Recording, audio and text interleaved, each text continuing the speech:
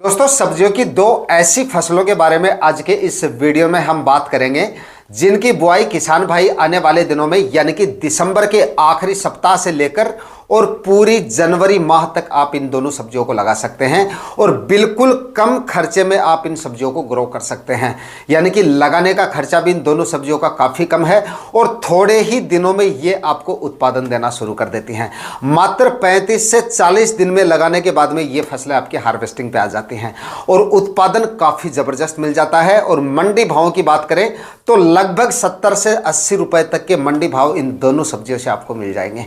यानी कि कम खर्चे में और कम समय में ज्यादा मुनाफा देने वाली इन दोनों सब्जियों के बारे में पूरी जानकारियां आज के इस वीडियो में आपके साथ शेयर करूंगा। देखिए, वैसे तो बहुत सारी सब्जियां हैं जिनको आप इस पूरे दिसंबर महीने में लगा सकते हो। दिसंबर के आखिरी सप्ताह तक आप इनकी बुआई कर सकते हो। उनके बाद में आप पूरे जनवरी माह तक भी इन सब्जियों को लगा सकते हो। और इन दोनों महीनों में ज़्यादातर जो है वो अगेती सब्जियां लगाई जाती हैं और इन दोनों महीनों में लगाई जाने वाली सभी सब्जियों के जो मंडी भाव है वो काफ़ी ठीक ठाक आपको मिल जाते हैं। लेकिन उनमें से काफ़ी सब्जियां ऐसी होती हैं जिनके मंडी रेट आपको एकदम हाईएस्ट मिलने के चांसेस हैं। तो आज के इस वीडियो में जो दो सब्जियां मैं आपको बता रहा हूं, ये दोनों ही सब्जियां ऐसी हैं मंडी भावों के लिहाज से भी काफ़ी ज़्यादा सही है इस समय के लिए। यानी कि उत्पादन भी आपको काफ़ी ज़ोरदार मिल जाएगा और मंडी भाव भी दोनों ही सब्जियों से काफ़ी ज़ोरदार मिल जाएगा। और सबसे बड़ी बात यह है कि इन दोनों सब्जियों के लगाने का जो खर्चा है ना वो काफ़ी कम होगा। आपका बेकार भी कहीं ना कहीं आपकी थोड़ी कम होगी और जो उत्पादन मिलता है वो भी आपको थोड़े ही समय में मिलना शुरू हो जाता है। तो सबसे पहली फसल की अगर हम बात करें यानी कि नंबर 1 पर लगाई जाने वाली फसल की बात करें तो इस समय पे सारे किसान भाई देसी टिंडे की बुआई कर सकते हैं और आने वाले दिनों में बिल्कुल कम खर्चे में एक शानदार प्रॉफिट देसी टिंडे की फसल से आप ले सकते हैं। इस समय पे अगर आप देसी टिंडे की बुआई कर देते हैं तो आप ये मानिए कि 70-75 रुपए तक के रेट आपको आने वाले दिनों में मिल सकते हैं। और देसी टिंडा एक ऐसी फसल है जिसकी बुआई काफ़ी कम किसान भाई करते हैं। मंडियों में इसकी जो आवक है ना, कुछ सब्जियां तो ऐसी होती हैं जो सीजन में काफ़ी मतलब भर भर के आती हैं और कुछ सब्जियां ऐसी होती हैं जिनकी मंडियों में आवक सीमित होती है। यानी कि कुछ एक किसान मंडियों में इस तरह की सब्जियां लेके पहुंचते हैं। तो ये जो फसल है इसकी आवक मंडियों में काफ़ी कम होती है, इसलिए मार्केट में डिमांड इसकी काफ़ी ज़्यादा रहती है। यानी कि आवक कम रहती है और डिमांड आपकी ज़्यादा रहती है। तो इस वजह से इसके जो भाव है वो शुरुआत में भी आपको ज़्यादा मिलते हैं और उसके बाद भी करीब आप ये मानिए कि मार्च अप्रैल तक इसके एकदम हाईएस्ट मंडी भाव आपको मिलते रहेंगे। पिछले कुछ सालों की देखें तो अप्रैल के आखिरी सप्ताह तक भी इसके जो रेट हैं वो 35-40 रुपए तक के बने रहते हैं।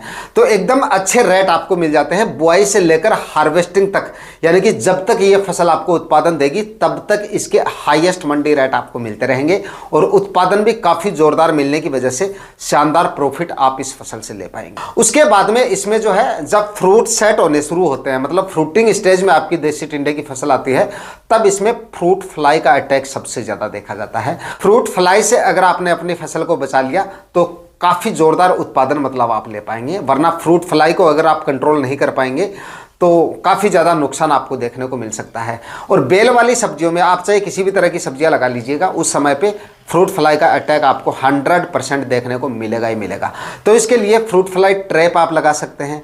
फ्रूट फ्लाई ट्रैप काफ़ी किसान भाई कमेंट करते रहते हैं, तो ऑनलाइन परचेज कर सकते हैं आप, आसानी से ये मिल जाते हैं। और उसके बाद में हर 10 दिन के अंतराल से आप जो इंसेक्टिसाइड है उनका आप इस्तेमाल कर सकते हैं। इसके लिए सबसे बेस्ट जो इंसेक्टिसाइड मैं मानता हूं वो है बायर कंपनी का सोलोमोन।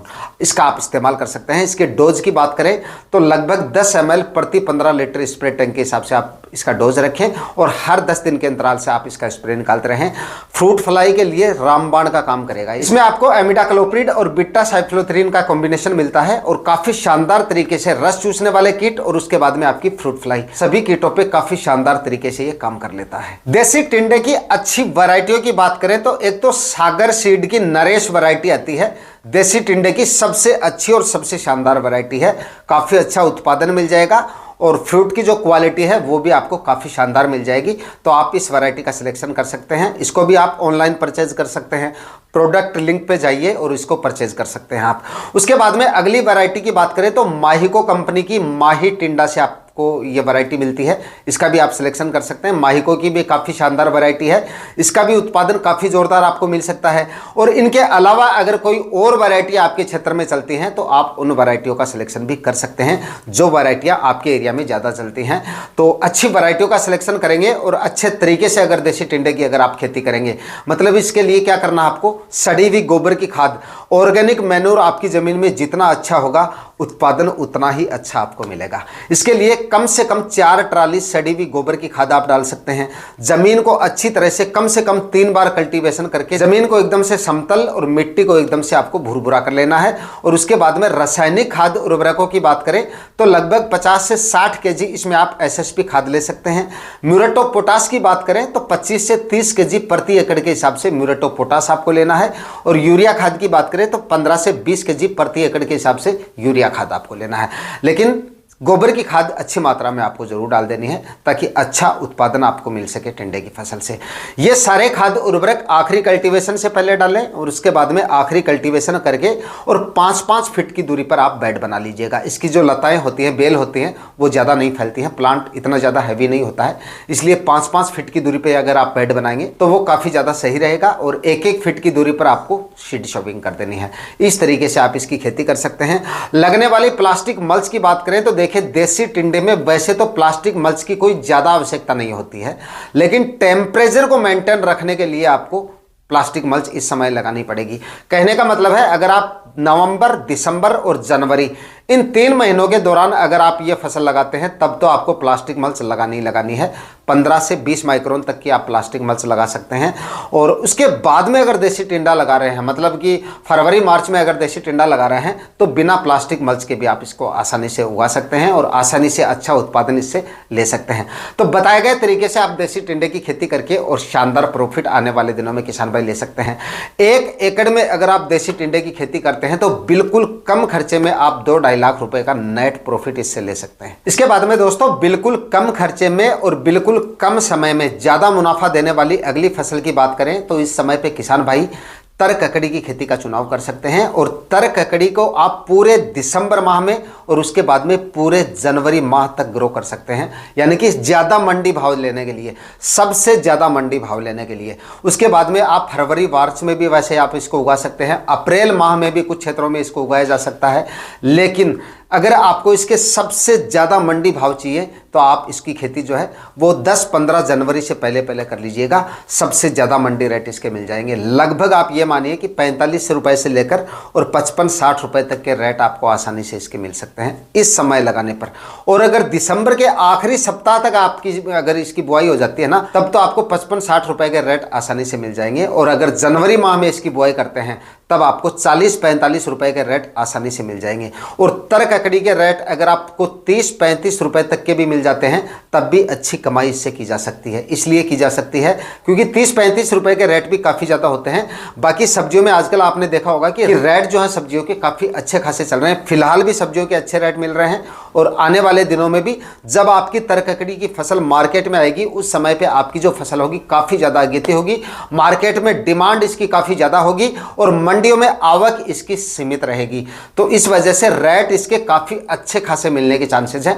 मैंने आपको 30-35 रुपए कम से कम इसके बताए हैं। बाकी आप ये मानिए कि 40-45-50 रुपए तक के रेट आपको जनवरी माह में लगाने पर भी इसके मिल सकते हैं। और उत्पादन काफ़ी जोरदार मिलता है, इसका ज़बरदस्त उत्पादन मिलता है। थोड़े ही समय में आपको ये उत्पादन देना शुरू कर देती है। लगाने के बाद में यानी कि जर्मिनेशन होने के बाद में हो सकता है थोड़ा सा, अगर आप सर्दियों में लगा रहे हो, पाले वगैरह गिर रहे हैं, क्रॉप कवर भले आपने लगा दिया है, लेकिन जर्मिनेशन में थोड़ा सा समय लग जाता है। जर्मिनेशन होने के बाद में मैक्सिमम 35 दिन से ऊपर समय यह नहीं लेगी हार्वेस्टिंग में। 35 दिन में यानी कि 35-40 दिन में ये आपकी फसल जो है वो हार्वेस्टिंग पे आ जाती है। कम समय में उत्पादन देना शुरू कर देगी और लगाने का जो खर्चा है वो काफ़ी कम है। कम खर्चे में आप इसको लगा सकते हो। इसमें खर्चा कम होने की वजह से ये भी आपको काफ़ी जोरदार मुनाफा देके जा सकती है। दोस्तों तर ककड़ी की खेती करने का तरीका भी एकदम आसान है। इसमें भी आप जो खाद उर्वरक मैंने पहली फसल के लिए आपको बताए हैं वही खाद उर्वरक आपको इसमें डालने हैं।